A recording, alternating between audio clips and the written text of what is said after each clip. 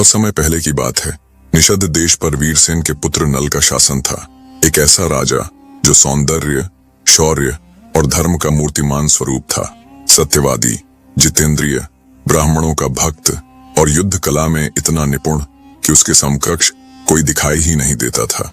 दूर दूर तक कोई ऐसा घुड़सवार नहीं था जो उसकी रफ्तार को टक्कर दे सके। लेकिन कहते हैं ना, हर चमकते चांद में भी एक दाग होता है।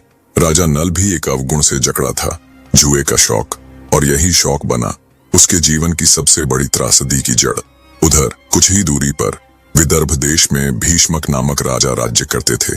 प्रतापी, धर्मनिष्ठ, परंतु संतानहीनता उनकी सबसे बड़ी चिंता थी। फिर एक दिन ऋषि दमन उनके महल में पधारे। राजा रानी ने उनका सत्कार किया और संतोष से प्रसन्न होकर ऋषि ने आशीर्वाद दिया, संतान प्राप्त होगी। किस्मत ने करवट ली। समय के साथ 3 पुत्र हुए, दम, दांत, दमन, और जन्मी एक पुत्री, दमयंती। जिसे देवता भी चाहें वैसा सौंदर्य केवल भाग्य से मिलता है। दमयंती के रूप की चर्चा दूर देवताओं तक फैल चुकी थी।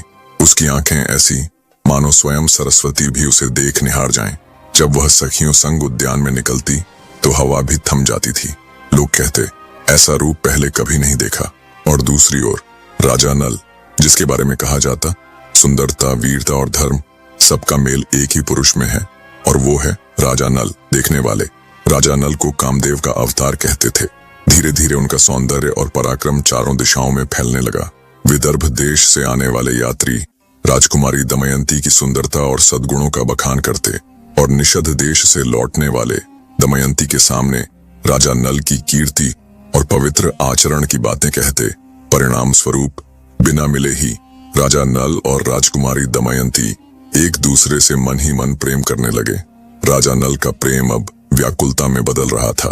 एक दिन वे राजकुमारी के विचारों में खोए खोए महल से निकलकर बगीचे की ओर चले गए। चारों ओर पक्षियों का मधुर कलरव, मानो उनके मन में कोई अधूरा गीत भर रहा हो। तभी एक सेवक दौड़ता हुआ आया, महाराज, सरोवर में अद्भुत सुंदर हंस आए हैं। राजा का ध्यान भंग हुआ। वे तुरंत सरोवर की ओर बढ़े। वहां पहुंचकर देखा, सरोवर में सुनहरे हंस तैर रहे थे, जिनकी छवि मन मोह लेती थी। राजा की आहट सुनते ही सभी हंस उड़ चले, पर राजा नल ने दौड़कर एक हंस पकड़ ही लिया, जिसके पंख सुनहरी आभा से दमक रहे थे। पकड़े जाने पर वह हंस डर गया, छुटकारा पाने का हर प्रयास करने लगा। उसे लगा अब जीवन यहीं समाप्त हो जाएगा। लेकिन तभी उस सुनहरे पंखों वाले हंस ने मानव वाणी में करुणा से कहा, पूरा वीडियो देखने के लिए यहाँ क्लिक करें और आगे की वीडियो